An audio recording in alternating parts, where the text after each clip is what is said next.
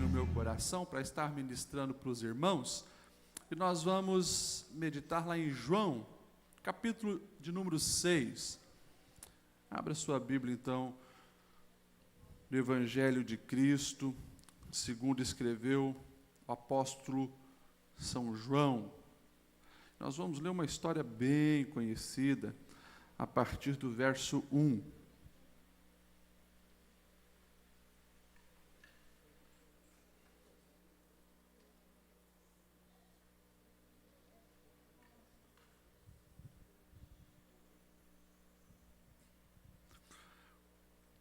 Evangelho de Cristo, segundo escreveu João, capítulo 6, do verso 1 em diante. Os irmãos acharam? Diz assim: algum tempo depois, Jesus partiu para a outra margem do mar da Galileia, ou o mar de Tiberíades.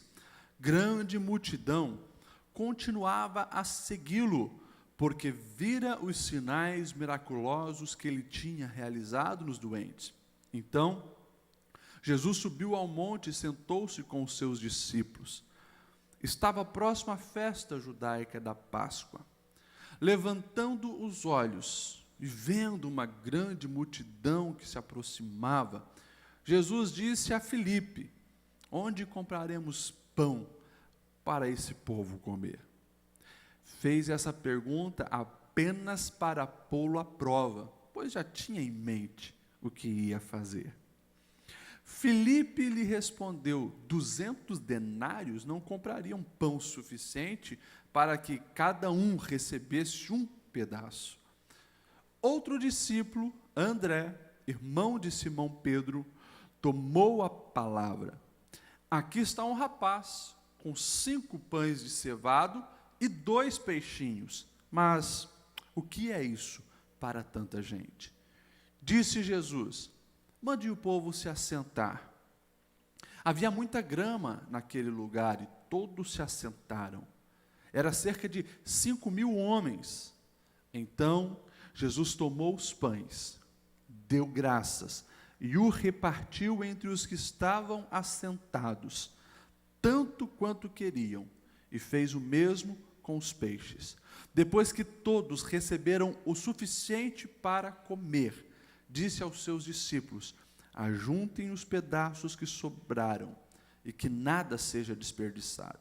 Então eles os ajuntaram e encheram 12 cestos com os pedaços dos 5 pães de cevado deixados por aqueles que tinham comido. Depois de ver o sinal miraculoso que Jesus tinha realizado, o povo começou a dizer, sem dúvida: este é o profeta que devia vir ao mundo. Sabendo Jesus que pretendiam proclamá-lo rei à força, retirou-se novamente sozinho para o monte. Amém? Você pode se assentar. Aqui nós temos uma história clássica, e é um dos milagres de Jesus que nós vamos encontrar narrativa dessa história nos 4 evangelhos. Os 4 evangelistas, Mateus, o Marcos, o Lucas, o João, eles vão fazer questão de, nos seus registros sobre Cristo, contar a história da multiplicação. E aqui nós estamos falando da primeira grande multiplicação. Você que é um leitor da Bíblia, você sabe que nós vemos 2 grandes multiplicações de pães e peixes que Jesus faz. E em ambas as situações havia essa urgência de comida. Numa delas, 5 pães e 2 peixinhos alimentam uma multidão de mais de 5.000 homens, sem contar mulheres e crianças, e todos os especialistas pelo menos duplicam esse número, dizendo que pelo menos 10.000 pessoas foram alimentadas. Nós vamos ver na segunda multiplicação 7 pães e poucos peixes, diz a história, e 4.000 homens, sem contar também mulheres e crianças, foram alimentadas. Em ambas as histórias vão sobrar cestos cheios de pão que não foi desperdiçado. Na primeira história nós vamos ver 12 cestos sobrando, e na segunda história 7 cestos sobrando. Aqui nós estamos na primeira grande multiplicação. E quando nós olhamos os relatos paralelos, nós vamos ver Mateus dizendo que Jesus queria se retirar com os discípulos para um lugar sossegado, um lugar onde eles poderiam estar juntos e, bem provável, estariam em oração, bem provável Jesus estaria ali ministrando ao coração dos seus discípulos, só dos 12, queria um momento de exclusividade com eles. Nós vamos ver Marcos no seu relato desse milagre, ele vai dizer que Jesus estava num momento assim, do seu ministério com os discípulos, onde eles não conseguiam parar nem para comer. Então Jesus diz, vamos se retirar um pouco, nós precisamos de um lugar deserto. E Lucas também vai contar essa história que eles queriam se retirar. Tanto Mateus, tanto Marcos, tanto Lucas, eles vão dizer que então Jesus entra num barco com os seus discípulos e vão atravessar o mar, procurando essa região. Lucas vai dizer que era próximo de Betsaida. É interessante que quem vai ao mar da Galileia, você percebe que não é um mar de água salgada, é um lago, um grande lago, também conhecido, e João vai relatar, Lago de Tiberíades, um dos lugares mais férteis de toda aquela região da Palestina e do Oriente. Muitos e muitas espécies de peixes se reproduzem naquelas águas. É interessante que você consegue enxergar do outro lado, se não há neblina, você consegue enxergar do outro lado, né, as outras cidades e os outros povoados que tem, porque não é um lago de grande proporção. É interessante que alguns críticos, quando liam essas histórias a respeito de Jesus, eles gostavam de dar uma alfinetada nos teólogos estudiosos, dizendo que é impossível, porque barcos de pesca ali no mar da Galileia não comportavam 13 pessoas para serem transportadas simultaneamente. E é interessante que os críticos sempre achavam uma maneira de dar uma alfinetada, exigindo provas científicas para esses fatos, porque todos os barcos que eles haviam encontrados até agora, cabiam 3, 4, no máximo 5 pescadores, e então eles queriam descartar as histórias de Cristo. Mas, alguns anos atrás, os arqueólogos conseguiram descobrir esse barco. Estou vendo a irmã Norma aqui, que esteve com a gente na última viagem para Israel, e nós podemos, do lado ali do Mar da Galileia, visitar um museu. E lá tem um barco onde todos os mecanismos científicos, como carbono 14, foram usados e comprovaram que aquele barquinho comporta 14 pessoas e é do primeiro século, um barco de pescador encontrado ali no mar da Galileia. Está lá a reconstrução dele, eu esqueci de trazer a foto, depois eu trago para os irmãos. Então Jesus sim, circulava com os seus discípulos ali, e nesse momento buscava um local retirado para estar orando, e ali com os seus discípulos os ensinando. É interessante que as pessoas começam a ver então a direção aonde aquele barquinho está indo. E eles começam a contornar o mar da Galileia, alguns andando 7, alguns andando 10, alguns andando 15 quilômetros, para chegar exatamente aonde aquele barquinho estava se direcionando. E o texto vai dizer que quando Jesus chega lá, já tinha algumas pessoas, e a multidão vai se aglomerando, cada vez vai chegando mais pessoas. As características estão aqui evidentes. O lugar era deserto. Jesus ali começa a curar, Jesus começa a ensinar, o tempo vai passando e daqui a pouco surgem as urgências, as emergências, por quê? A fome começa a se manifestar. Alguns começam, talvez, a ouvir o barulho da barriga roncando, e a multidão não parava de crescer. E o texto que nós lemos vai dizer que Jesus, ele levantando os olhos para aquela multidão, ou seja, Jesus estava olhando para a multidão e vendo as suas necessidades.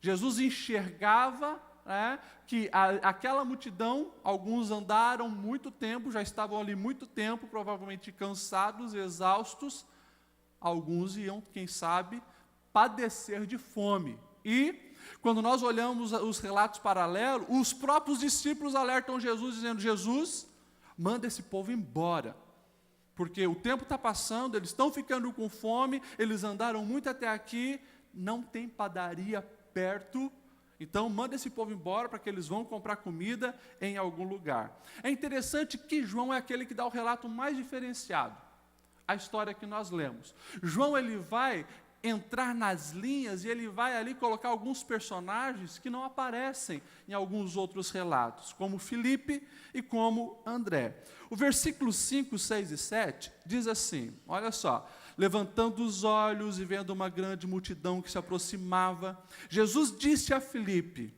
onde compraremos pão para esse povo comer? Jesus faz uma pergunta para Filipe. O verso 6 diz: fez essa pergunta apenas para pô-lo à prova, pois já tinha em mente o que ia fazer. E olha a resposta de Filipe: 200 denários não comprariam pão suficiente para que cada um recebesse quantos pedaços? Um.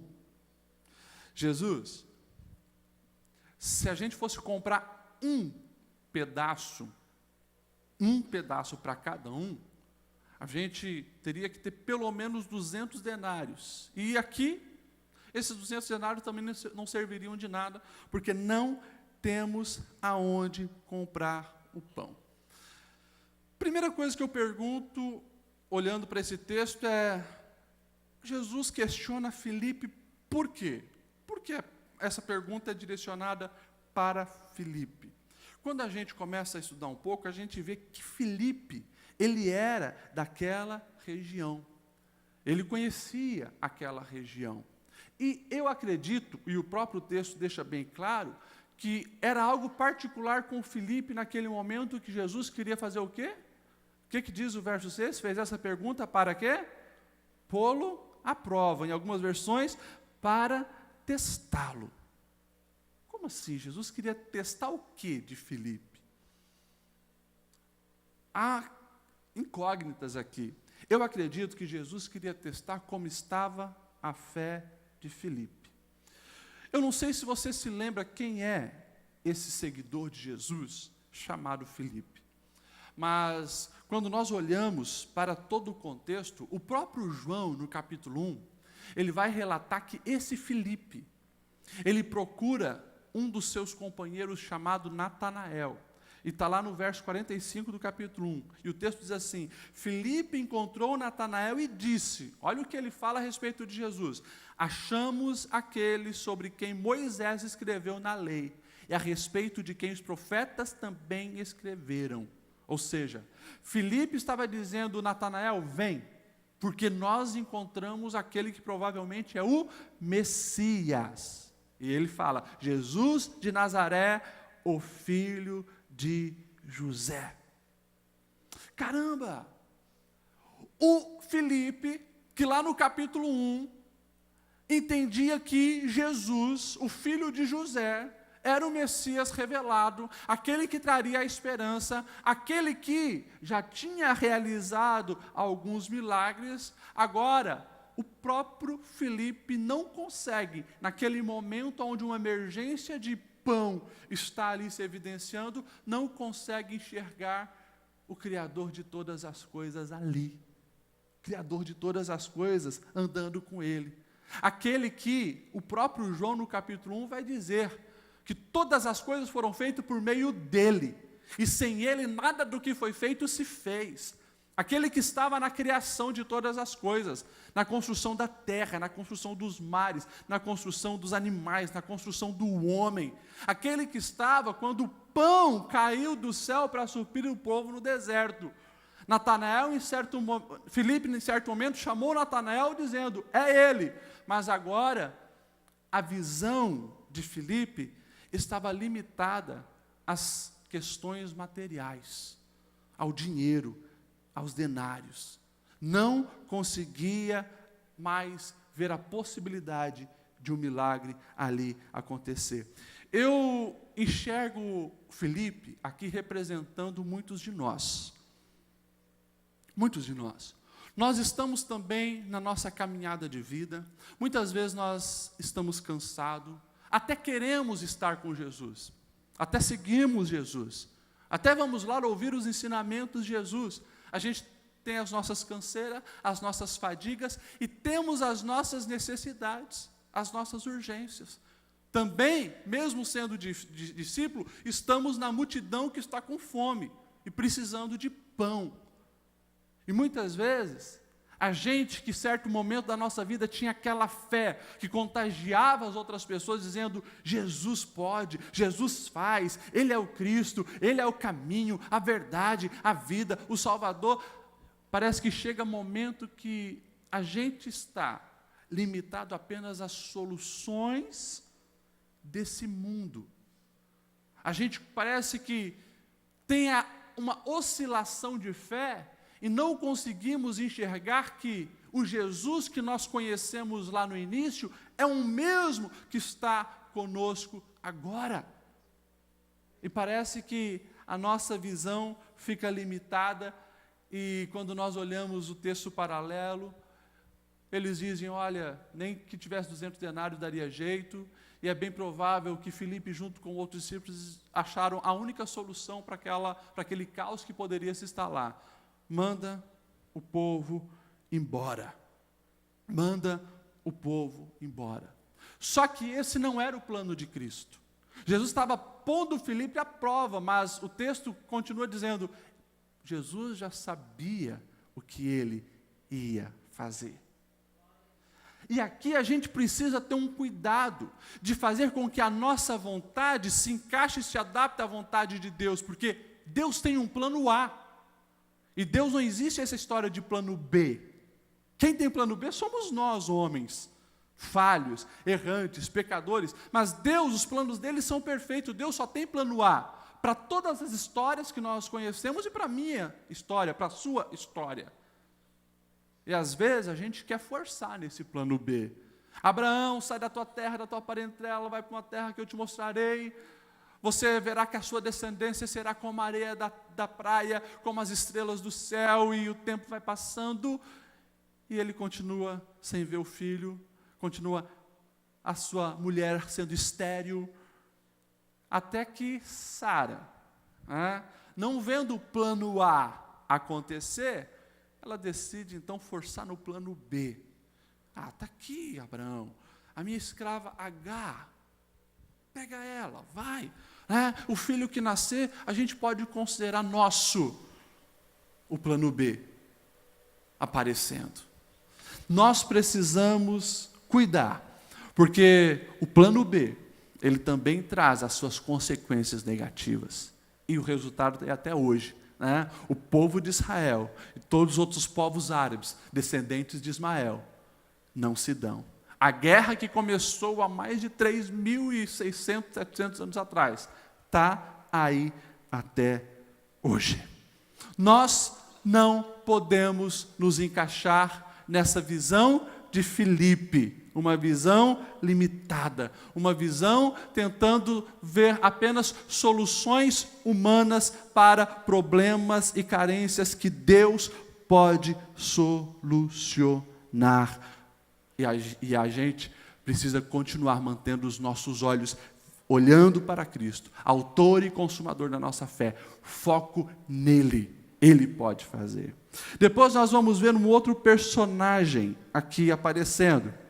O verso 8, o verso 9 diz assim: outro discípulo, o André, que era irmão de Simão Pedro, tomou a palavra e disse: aqui está um rapaz com 5 pães de cevada e 2 peixinhos. Mas o que é isso para tanta gente? É interessante que aqui, nós já não vemos alguém tão desanimado como era o caso de Filipe. O André, ele dá um passo a mais, ele é um cara esforçado. Porque quando nós olhamos os textos paralelos dos outros evangelistas, nós vamos ver que o próprio Jesus faz uma pergunta e diz: o que vocês têm? Vão ver. E é bem provável que os discípulos eles saem no meio daquela multidão e alguém tem pão, o que vocês têm aí? O mestre está precisando e tal. Acredito que foi alguma coisa parecida, E é interessante que só aquele menino aparece dizendo: olha, eu tenho aqui, tenho 5 pães e tenho 2 peixinhos. André, ele acha aquele alimento, ele é quem traz a notícia para Jesus, mas ele já, ao mesmo tempo que foi esforçado para encontrar aquele pão, ele não conseguiu dar o passo de fé. E assim como Filipe não conseguiu olhar para Jesus como aquele que poderia solucionar o grande problema. Porque ele diz, aqui estão 5 pães e 2 peixinhos, mas o que é isso para tanta gente? Na nossa vida de fé, na nossa caminhada, o Senhor exige que nós venhamos dar alguns passos, que é responsabilidade minha e a responsabilidade tua. A obra de Cristo e a obra do homem, o esforço de Cristo e o esforço humano, é o que resulta naquilo que a gente espera que aconteça. Agora, a nossa parte, ela deve ser feita. E quando a gente não consegue mais fazer, a gente coloca a fé no Senhor, porque daí Ele faz o resto. Isso é para todas as áreas da sua vida. Você deve se esforçar para ter um bom emprego, mas você vai ver que vai chegar um momento que as portas se fecham, é só Deus que pode fazer o milagre. Você fica doente, você vai no médico, você toma o remédio, você segue as orientações que ele te passou, mas vai chegar um momento que, se a doença não curar, a limitação da medicina aparece e você vai precisar recorrer àquele que vai além da medicina. Colocar a fé no Senhor Jesus. Aqui, nós vamos ver André dando o primeiro passo. Achou o pão, achou o peixe, fez a parte dele, mas na hora de colocar a fé no Senhor Jesus, ali faltou fé. E ele mesmo, infelizmente, coloca por água abaixo todo o seu esforço. Eu vejo André como alguém esforçado, mas sem fé. Acho muito parecido à história do rei Asa. E quando nós olhamos 2 Crônicas 16 e 10, a gente vai ver um relato da história desse homem que diz assim: no 39º ano do seu reinado, Asa foi atacado por uma doença nos pés. Embora a sua doença fosse grave, não buscou a ajuda do Senhor, mas apenas dos médicos. Então, no 41º ano do seu reinado, Asa morreu e descansou com seus antepassados. Nós temos aqui um rei de Israel, que fica doente, busca todos os recursos médicos que estavam disponíveis, mas o principal, esqueceu de buscar o Senhor, quando os médicos não resolveram o seu problema, a sua doença. Nós precisamos entender que a nossa parte, ela só vai resultar naquilo que nós precisamos, necessitamos, quando nós executamos ela e depois damos continuidade, colocando a fé no Senhor Jesus. Mas eu quero gastar um pouquinho mais de tempo na terceira figura que aparece aqui, que é um anônimo. A expressão chama de rapaz, e é bem provável que era um menino, que ainda não tinha passado dos seus 15 anos, e o texto vai dizer, no verso 9, aqui está um rapaz com 5 pães e 2 peixinhos. Não conhecemos de onde veio esse menino, não conhecemos quem era o pai, quem era a mãe, nós sabemos que era uma criança pobre. Pastor, como é que você sabe que era uma criança pobre? Porque diz que o pão era de trigo ou de cevado? Pão de cevado. Quem comia pão de cevada era pobre. O rico comia pão de trigo naquela época. Então, nós temos um menino pobre, um menino simples, um menino que estava na média de todas as pessoas. É bem provável que ele não estava com os seus pais, porque senão os alimentos estariam com a sua mãe ou com seu pai. Era um menino que estava lá, com seus 5 pães e 2 peixinhos, bem provável, curioso como todos os outros, foi lá para ouvir Jesus, foi lá para ver Jesus. Provavelmente, a sua mãe fez questão que ele levasse um lanchinho, porque sabia que ele ia caminhar bastante, iria ficar com fome, e a mãe sempre as mães, né, sempre com o seu papel de prevenção, né, e as mães sempre têm razão, menino, leva essa blusa porque vai ficar frio. Não vai ficar frio, e passa frio. Leva o guarda-chuva porque vai chover. Não leva, e acaba chovendo. É assim, né? Mãe tem esse poder de ver lá na frente. Bem provável, essa mãe procurou esse menino e disse, leva pão, leva um peixinho para você comer, você vai ficar com fome, e esse menino vai. Agora, você imagine a cena, né? Aquela multidão de 10 mil pessoas, todos no lugar onde tinha grama verde, todos ouvindo Jesus, viram Jesus fazer milagre, todos admirados, mas a fome batendo, o tempo passando, daqui a pouco, né, os discípulos de Jesus ali perguntando se quem tinha pão e tal. Esse menino, pelo que nós entendemos no texto, ele é o único que se manifesta dizendo, eu tenho alguma coisa, está aqui.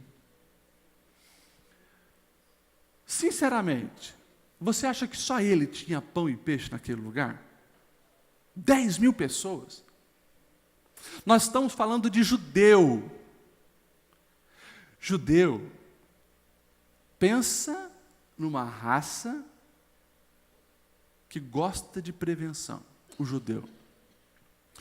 Os historiadores chegam a dizer que os judeus, muitos deles, eles andavam com uma esteira, às vezes por baixo da veste, às vezes por fora, né, para prevenir que se chegasse num lugar e não tivesse onde deitar. Alguns historiadores chegam a dizer que os judeus, eles escondiam um cestinho por trás das suas vestes, e ali eles sempre tinham comida. Ou seja, é bem provável que no meio daquela multidão tinha muito mais pão e tinha muito mais peixe. Não era só esse menino. Agora, o único que de coração aberto disse, eu tenho, e entregou ao Senhor Jesus, foi esse menino que, na sua pequena idade, coloca a fé em Jesus. E aqui, a gente vê uma manifestação autêntica de fé. Os 2 discípulos, eles não conseguiram exercer a fé que esse menino teve.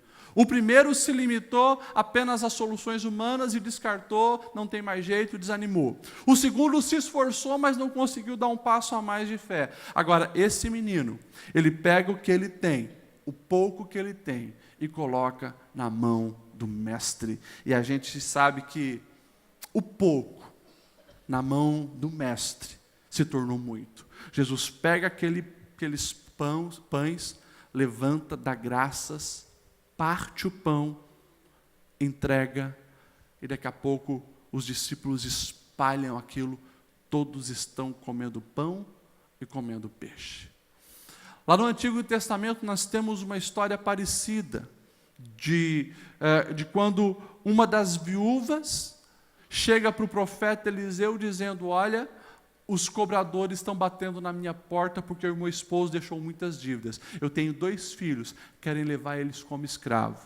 A pergunta do profeta é, o que você tem? Ela diz, eu não tenho nada, com exceção de um pouco de azeite. Pouco de azeite. Lá atrás o profeta diz, é o que basta. Recolhe vazias dos teus vizinhos, pega emprestado, e aquele azeite foi multiplicado, multiplicado, multiplicado. Ela pôde vender aquilo, pagar as dívidas e viver do resto. O Antigo e o Novo Testamento evidenciam algo que eu e você precisamos entender nos momentos da nossa crise, nos momentos das nossas carências, das nossas necessidades. O pouco, colocado na mão de Deus, se torna muito. E aqui eu não estou apenas falando de coisas materiais. Também. Mas eu estou falando, quem sabe, das coisas da sua alma. Pastor, eu não tenho mais amor pelo meu cônjuge. Ou se tenho, é pouquinho. Acabou, esfriou. A palavra de Deus é, coloca esse pouco nas mãos do Deus de amor. Ele é a fonte, Ele multiplica, Ele fortalece. Pastor, eu estou numa situação onde o meu ânimo está lá embaixo. Não tenho ânimo para acordar, para se levantar, eu não tenho ânimo né, para viver, para ir trabalhar. Esses dias, né, até visitei semana passada, uma pessoa onde ela estava tão desanimada, que ela disse: pastor, eu não tenho ânimo mais para levantar da cama e tomar banho. Tomar banho. Depois de alguns dias sem tomar banho, o marido teve que ir lá, né, dar banho nela para animar. Perdeu o ânimo.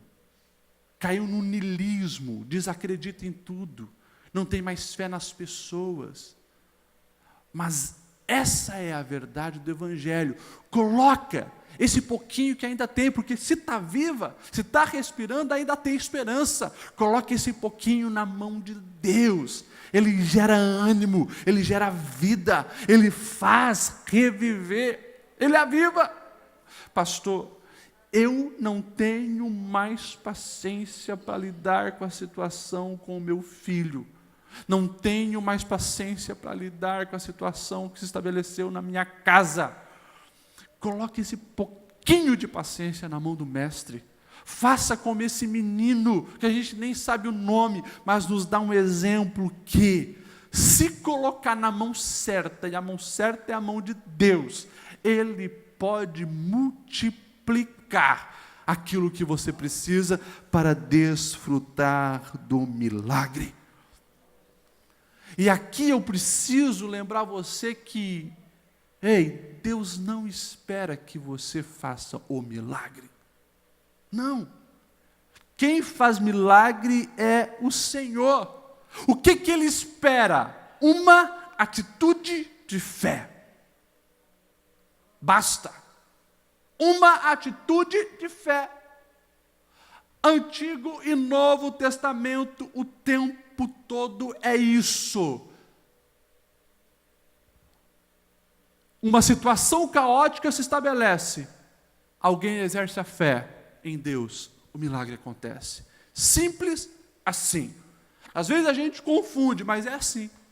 Está lá uma mulher há 12 anos com um fluxo de sangue.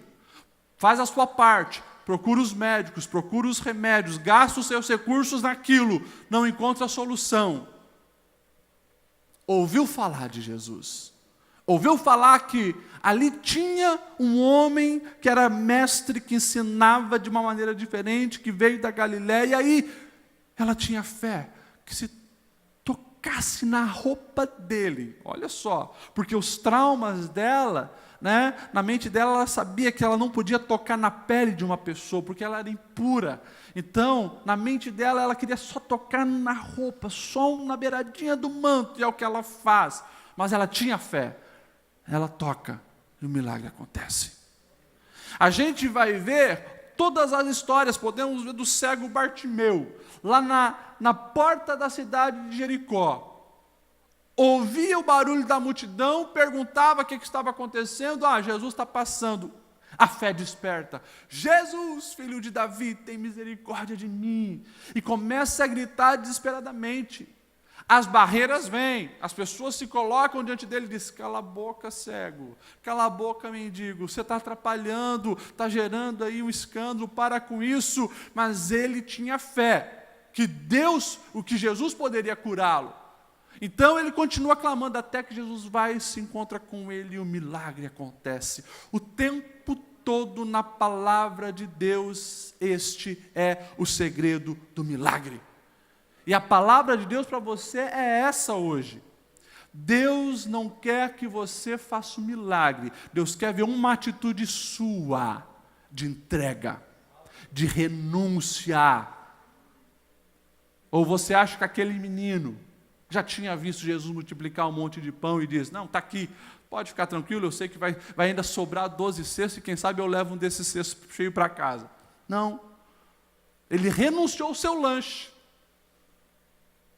Confiou em Jesus, mas ele renunciou, abriu mão do seu egoísmo, da sua zona de conforto, talvez como muitos ali estavam fazendo. Está aqui.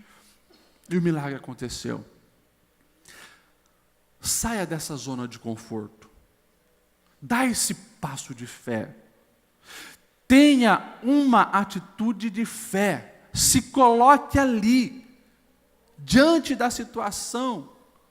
com uma atitude de fé, e você vai ver o milagre acontecendo na sua vida. Eu não sei o que você tem passado, eu não sei qual é a sua urgência, qual é a sua necessidade, mas eu sei disso, que se você colocar fé em Cristo, o milagre pode acontecer. Pastor, qual é a atitude de fé que eu devo ter? Isso é algo você e Deus. Você precisa saber qual é a atitude de fé que Deus exige de você. Esse menino teve que entregar o pão. Esse menino teve que abrir mão daquele recurso próprio. E se a gente olhar todas as histórias da Bíblia, a gente vai ver que em algum momento as pessoas tiveram que tomar essa atitude de fé. Ananias, Misael e Azarias era lá, diante da fornalha, não se prostraram, uma atitude de fé.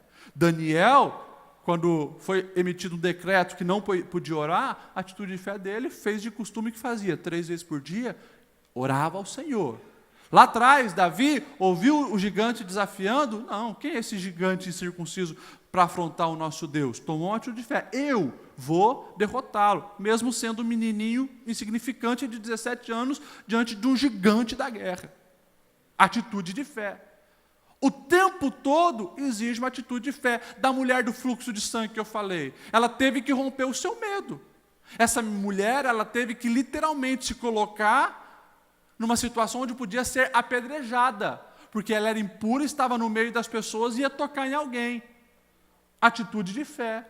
A gente vai ver na parábola do filho pródigo, aquele menino que está lá no fundo do poço, comendo, tentando comer as alfarrobeiras dos porcos, se lembra da casa, tem uma atitude de fé. O texto diz que ele se levanta e volta para a casa do pai, também correndo o risco de apedrejamento, porque segundo a lei, ele merecia isso, pela desonra que ele havia causado para o pai. O que o Senhor exige de nós? Uma atitude de fé. E que cada um de nós possa pedir uma luz do Espírito Santo, para Ele sondar o nosso coração. E diante das nossas lágrimas, diante das nossas necessidades, diante das nossas carências, que a gente venha manifestar essa atitude de fé. Eu cito aqui em Blumenau o exemplo, né, até estava conversando com o pastor Cleiton, o tio dele, que viu o seu filho entrar no mundo das drogas. Ele teve uma atitude de fé, e ele disse, não vou me conformar, a partir de hoje, todos os dias, 3 horas da manhã, eu estarei de joelho orando e clamando pela libertação do meu filho. Atitude de fé. Passaram-se 6 anos de clamor, de lágrimas, de petição. O menino foi liberto. Hoje é um obreiro trabalhando para o departamento missionário, ali na cidade de Jardim. Então, é preciso ter uma atitude de fé. Vamos se colocar em pé?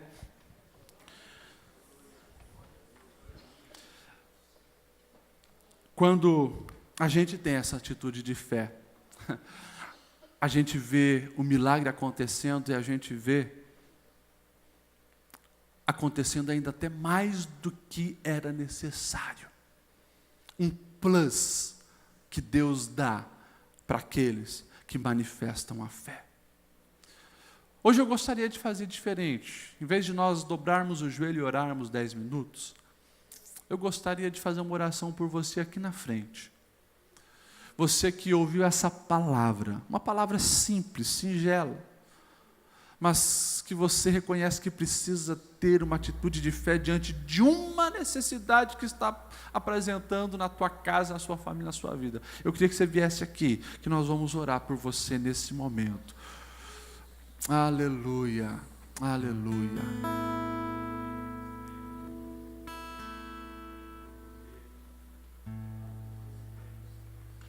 Oh Deus, como é bom saber que mesmo no deserto, mesmo com fome, está conosco o Mestre dos Mestres. Está conosco o Deus da provisão. Dá um passinho a mais para frente, dá um passinho a mais para frente. Oh, aleluia. Já vem falando com Ele. Vem falando para o Espírito Santo qual é essa necessidade. Vem falando para o Senhor qual é a carência. Que fome é essa que precisa ser suprida? Minhas provações não são maiores. Que necessidade é essa que muitas vezes as pessoas ao redor não conseguem ver a solução?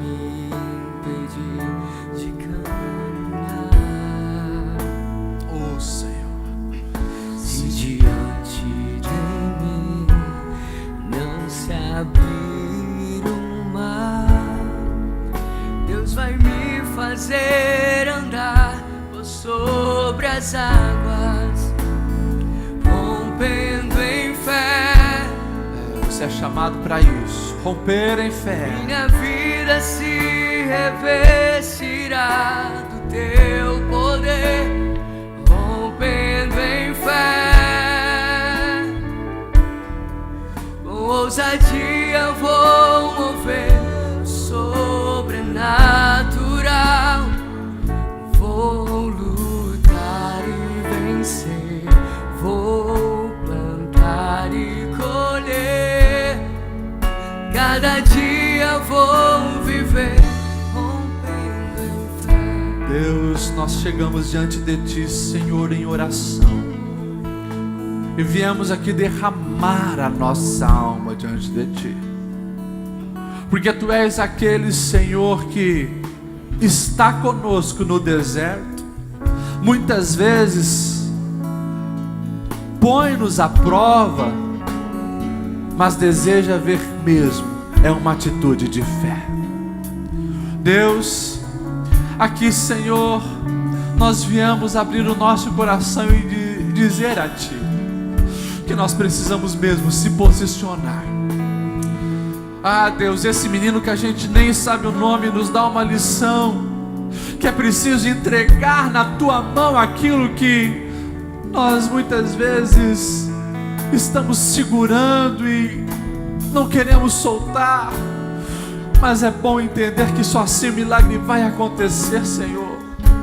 E aqui existem situações familiares que estão diante, Senhor, do Teu altar, que não é eu, não é pessoas que vai solucionar, mas é apenas o Teu milagre, é apenas a Tua intervenção. E o fato de Teus filhos chegarem aqui na frente, eles estão, Senhor, se comprometendo a dar um passo de fé, a tomar uma atitude mais radical, a sair da zona de conforto, a abrir mão, quem sabe, daquilo que eles viam que era apenas para o momento, e agora, Senhor, eles entregam nas Tuas mãos, dizendo: pega, toma, faz. Nós colocamos diante de Ti, Senhor, essa situação. Nós colocamos diante de Ti esse casamento. Nós colocamos diante de Ti, Senhor, esse filho. Nós colocamos, Senhor, diante de Ti essa causa que a medicina já mostrou que não tem solução. Nós colocamos diante de Ti, Senhor, essa urgência financeira que se abateu na família. Nós colocamos, Senhor, diante de Ti essa alma abatida, que não tem mais ânimo, que está, Senhor, perdendo as forças, mas pega o pouquinho que ainda tem, Senhor, e multiplica.